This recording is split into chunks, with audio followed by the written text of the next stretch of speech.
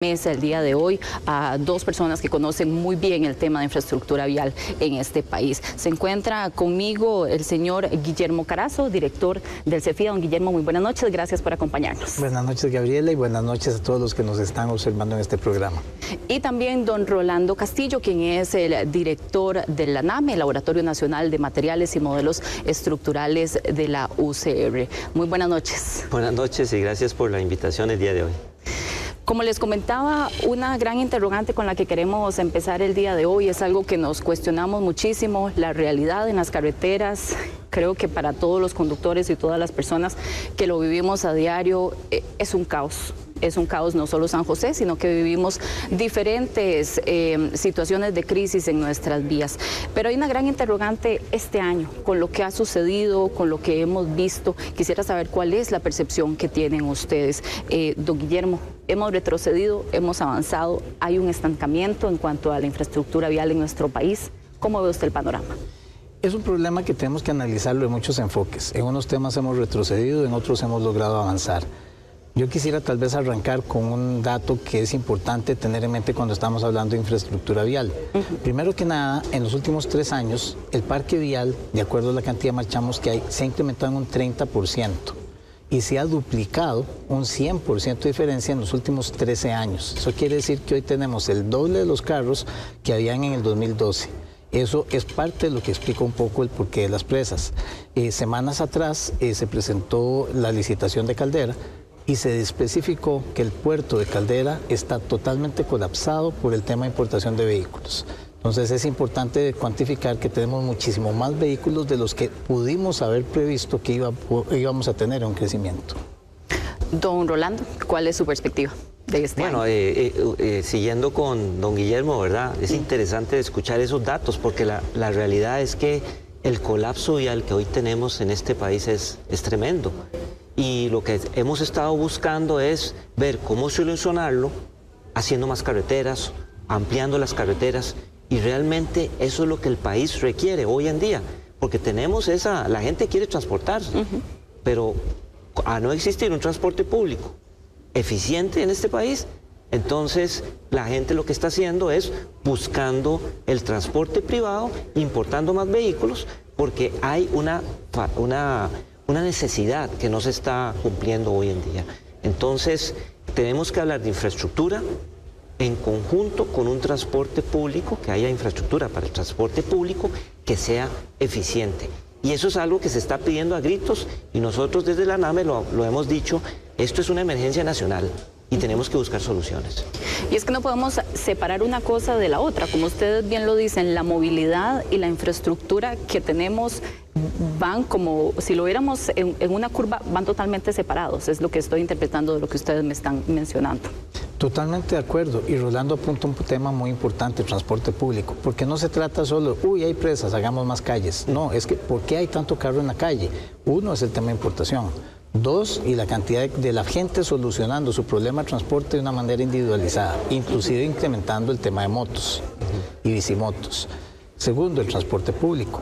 En el CEFIA hacemos un documento que se llama Pensar en Costa Rica. Se hace un análisis de varios ejes, uno de esos ejes es infraestructura vial y eso se le da a todos los candidatos del próximo gobierno. Hace 8 años se hablaban de líneas de metro, por ejemplo, y de líneas de transporte público, porque tenemos no solo el eje este-oeste del ferrocarril, que es algo que tenemos que activar, son muchos años de hablar de un transporte público eficiente en un eje este-oeste, pero también la línea Moravia-Guadalupe-San José, la línea Desamparado-San José, la línea La Juelita-San José, la línea Heredia-San José, son 4 líneas de mucho tránsito. Uno va a ciudades grandes y en esas ciudades grandes cuando hay un sistema de transporte público tiene más de una línea. Ciudad Panamá, por ejemplo, está planificando un metro de 4 líneas. Nosotros estamos hablando desde hace más de una década de solo tener una línea este-oeste en el derecho y el ferrocarril. Efectivamente, el transporte público es otro tema que hay que tocar. Sin embargo, en el tema de rutas, es cierto que también hay que hacer mejoras viales. Y esas mejoras viales no solo es en nuestra red vial primaria, entiéndanse las carreteras que siempre comenzamos, la 1 que va a frontera norte, la 2 que va a frontera Panamá, la ruta 32, la 27, sino también en lo que es la red vial nacional y municipal, que es la que realmente tiene todas las presas. Hay un tema también que sobre esto nos hace pensar muchísimo, es el tiempo en que tarda el país en ejecutar los proyectos. Muchas veces este proceso, mientras se da la licitación, mientras se hace el diseño de carretera y cuando se lleva a la realidad, el proyecto inicial ya no se adapta a la situación del país. Creo que lo vemos muchísimo con Circunvalación, ¿verdad? O sea, una carretera que estamos viendo probablemente terminada hasta ahorita, pero ya hay presas, ya hay congestionamiento, ya no responde a esas necesidades. ¿Qué se puede hacer para agilizar el tema de poder hacer con las licitaciones o todo este proceso administrativo mucho más ágil? Sí, bueno, de mi parte, lo que sí es claro que hay una falta de planificación, para empezar. Hay, ¿cómo se llama?, debilidades en la gestión por parte de un Ministerio de Obras Públicas y Transportes y sus consejos adscritos, ¿verdad? Realmente eso es algo que ellos, bueno, lo hemos conversado nosotros en el ANAME, que tenemos un contacto directo con ellos, en el que hay que mejorar la construcción de los proyectos desde su concepción, durante la vida útil, desde que se habla de un anteproyecto hasta el momento en que se entra en operación y hay que darle mantenimiento.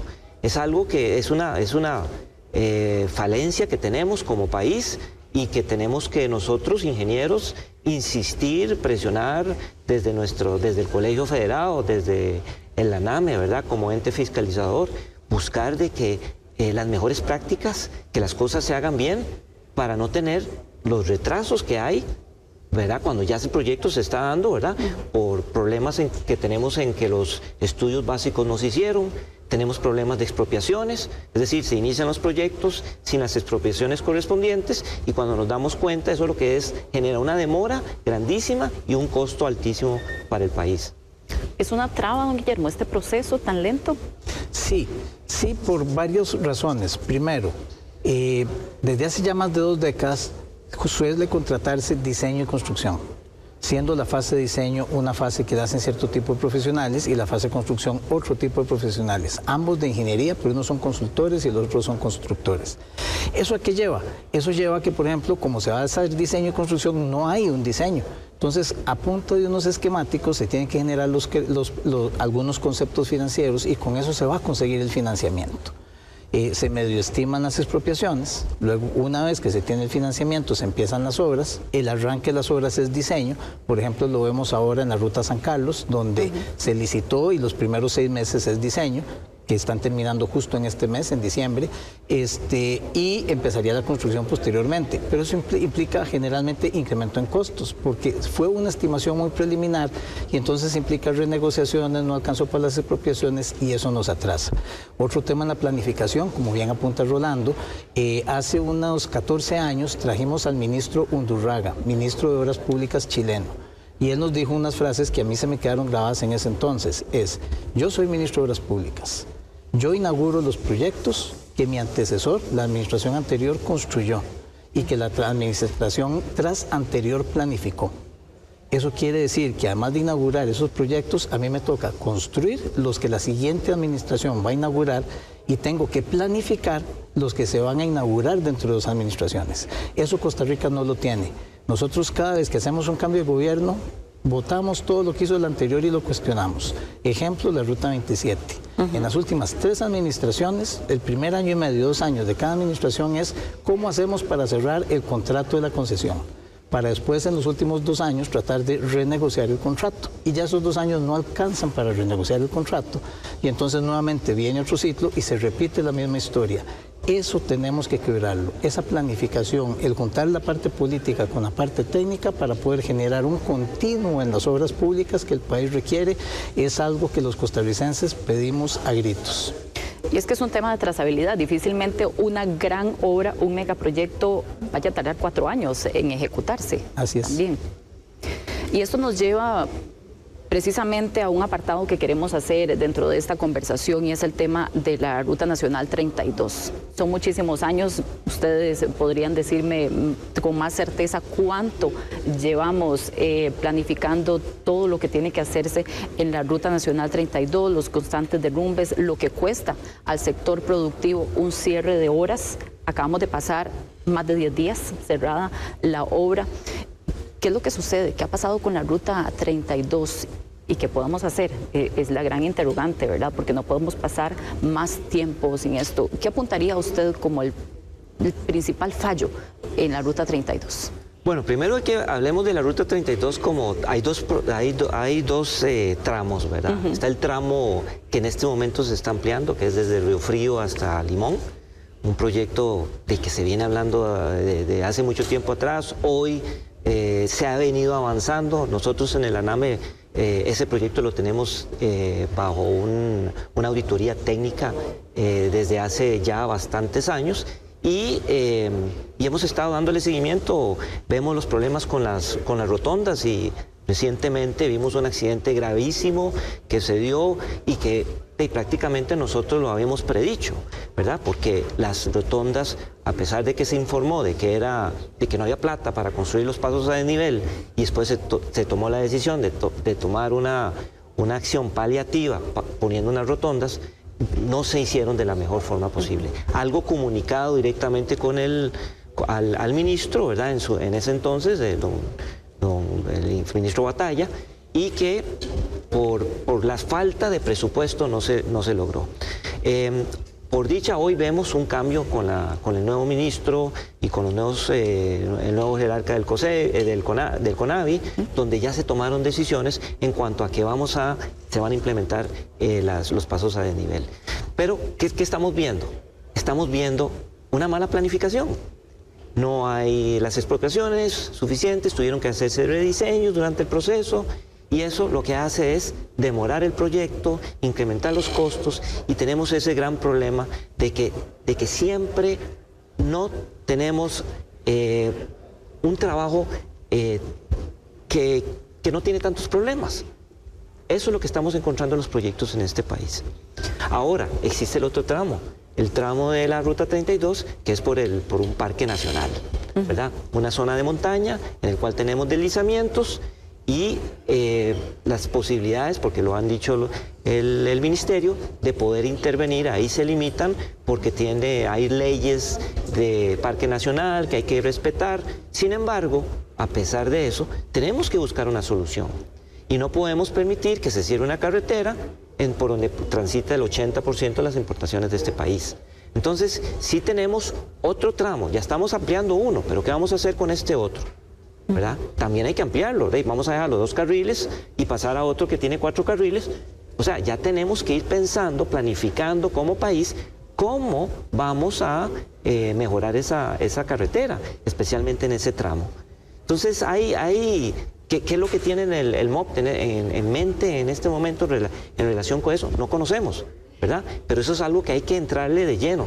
Tal vez don Guillermo tenga conocimiento en ese tema que tal vez yo no sé. Don Guillermo, incluso ustedes han hecho estimaciones del costo, ¿verdad? De este impacto de la Ruta 32 a nivel nacional. Es la ruta por la que pasa el 80% de las importaciones y exportaciones de nuestro país, maneja el principal puerto de exportaciones de nuestro país, además de la parte turística y lo que es necesaria esa carretera para hacer el crecimiento de la provincia del Limón y de toda la región Caribe. Es un tema, como bien decía Rolando, que hay que pensarlo en 2 partes.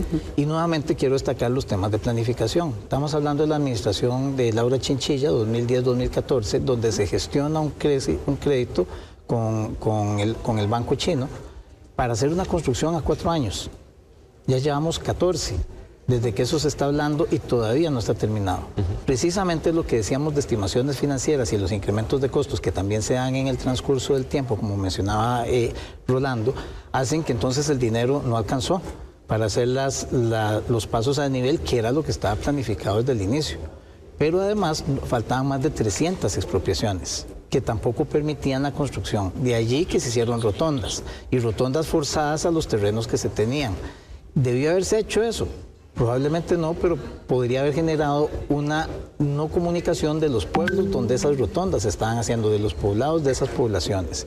Es un tema de que por dicha ya se movieron y han logrado conseguir el financiamiento para poder generar esos pasos a desnivel, porque sería una tragedia que esos pasos a desnivel de la pista de Limón se hicieran como se hicieron los pasos a desnivel de circunvalación, que duramos 30 años haciéndolos. Entonces es importante hacerlos lo más pronto posible, porque los problemas de seguridad vial han sido inminentes.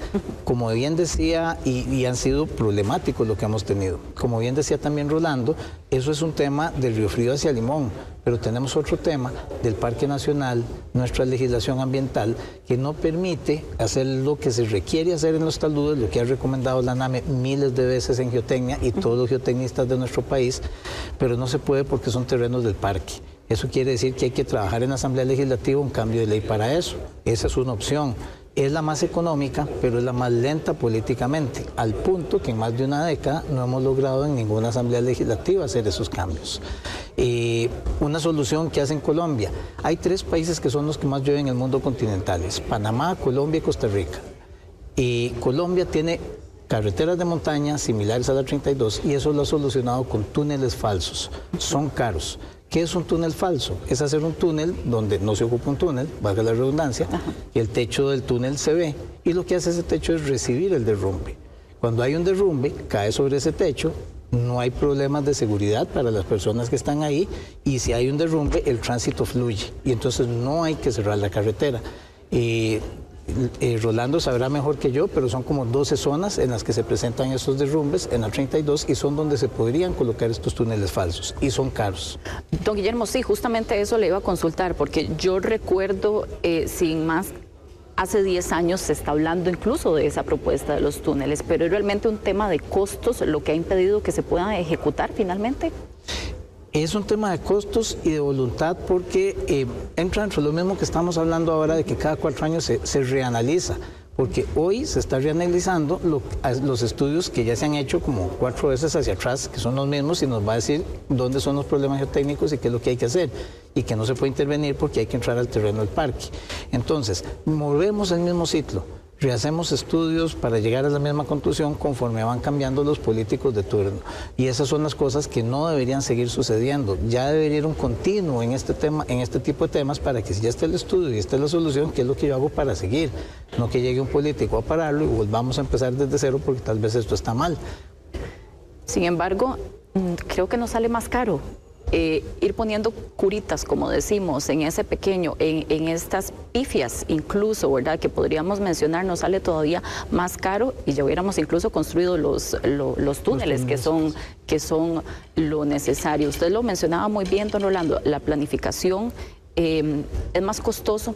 Ir haciendo estos pequeños esfuerzos, ir tapando baches en lugar de hacer una reestructuración de fondo. No, definitivamente, y eso también lo vemos en otros proyectos, lo podemos ver en la carretera San Carlos, que también tiene décadas de estarse tratando de completar. Hoy en día tenemos la Punta Sur, que es la que se está trabajando, lo vemos con muy positivamente, ¿verdad? Ojalá en la parte central también llegue a concretarse, pero sí hay un gran problema, y hay un problema geotécnico ahí grave en esa parte central que hay que resolver, y que ojalá se hagan los estudios necesarios, profundos, para que cuando empiecen los trabajos no tengamos los problemas que están sucediendo hoy en día, donde tenemos puentes que realmente vamos a tener que demoler porque realmente el terreno se está moviendo. Sí, perdón que lo interrumpa, sí. Don Rolando, hay 7 proyectos, mencionábamos en un reportaje que hicieron nuestros compañeros también del diario, 7 megaproyectos que quedan pendientes en este gobierno, y tal vez no hablemos solo de administraciones, es que cada 4 años venimos arrastrando obras de infraestructura que son importantes, que son fundamentales para el país. Ya hablamos de Ruta 32, pero mencionaban ustedes Ruta 27. Que empezamos a arrastrar, hay problemas, y si a eso le sumamos cuando viene Cambronero. Todos los años sufrimos muchísimo también los cierres en Cambronero. ¿Qué pasa entonces también en esa ruta al Pacífico? Esa es una también de las que nos duele muchísimo a nivel de producción. Correcto, porque también conecta nuestras regiones, aparte de la GAM, las otras regiones que tenemos periféricas a la GAM, son productivas y generan movimiento de su producción, así como generan también movimiento de sus importaciones. Tenemos una red vial que es muy básica, prácticamente hay una línea para conectar cada región principal, algunas líneas secundarias que colapsan cuando falla la primaria, precisamente, y eso quiere decir que tenemos que tener una mejor red vial y también tener mejores recursos. Efectivamente, en la carretera de San Ramón hacia Caldera, tenemos también problemas de geotécnicos que hay que solucionar, que se repiten y se repiten, al punto que, por ejemplo, ahora ya se decidió en un tramo no seguir arreglando la carretera, sino hacer un puente.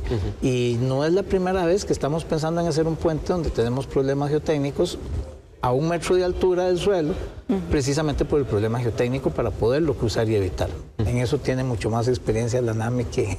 Sí, bueno, ahí lo podemos ver en la Ruta 27, ¿verdad? Donde también tuvimos que construir un puente, ¿verdad? Por la situación geotécnica que está en el sitio. Definitivamente hay proyectos importantes, proyectos nuevos.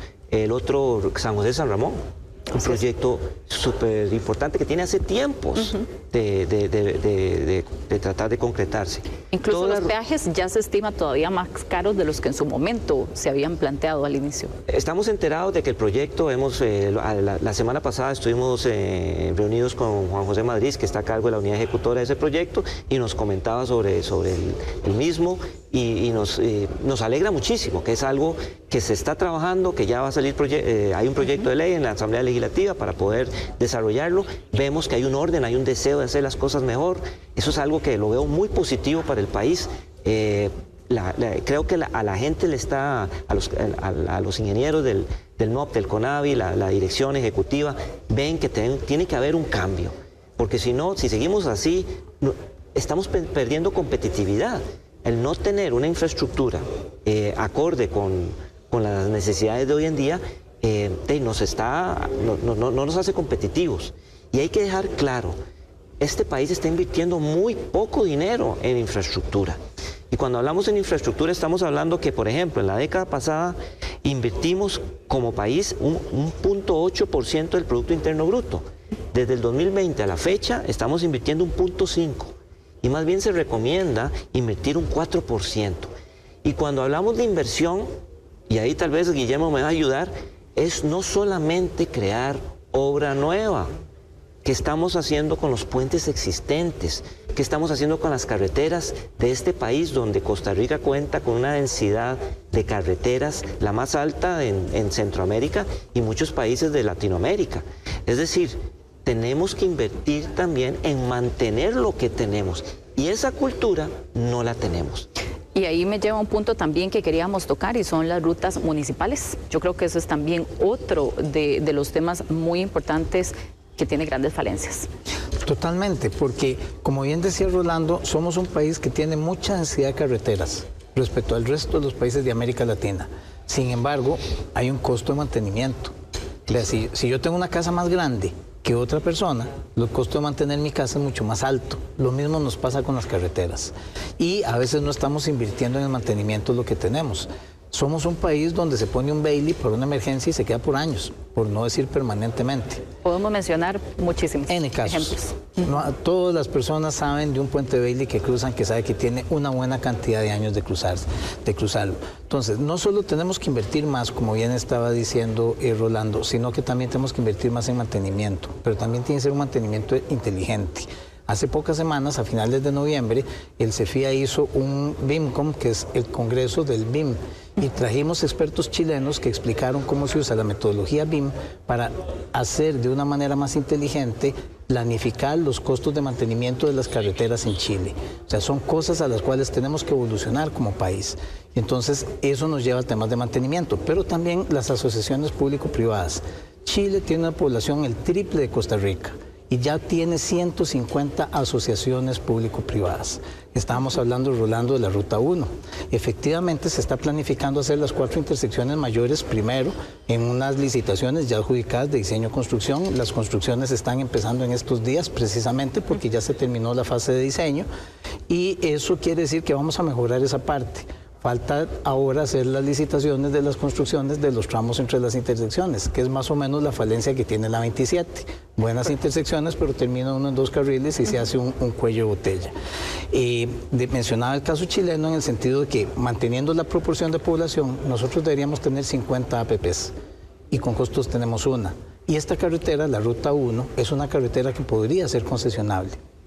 Y ahí podemos seguir mencionando otros proyectos que también no necesariamente podemos decir que están estancados, pero que llevamos mucho tiempo. La autopista Florencio del Castillo también, Cartago, es una zona bastante complicada, la ampliación, Zapote, Hacienda Vieja, ¿verdad? Son muchísimos otros proyectos, pero se nos está acabando el tiempo. Quisiera una reflexión final de cada uno de ustedes. Estamos en un contexto político también.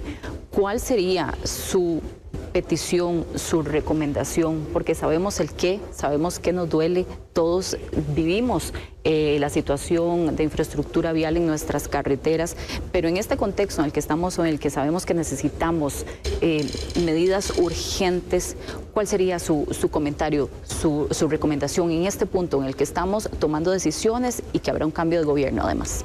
Sí, eso quería mencionar. Va a haber un cambio de gobierno ahorita. Yo creo que necesitamos que hace un rato don Guillermo mencionaba sobre el tema político y cómo de entre una administración a otra hay proyectos que se dieron aquí y que no continúan por un tema político, por un cambio de administración.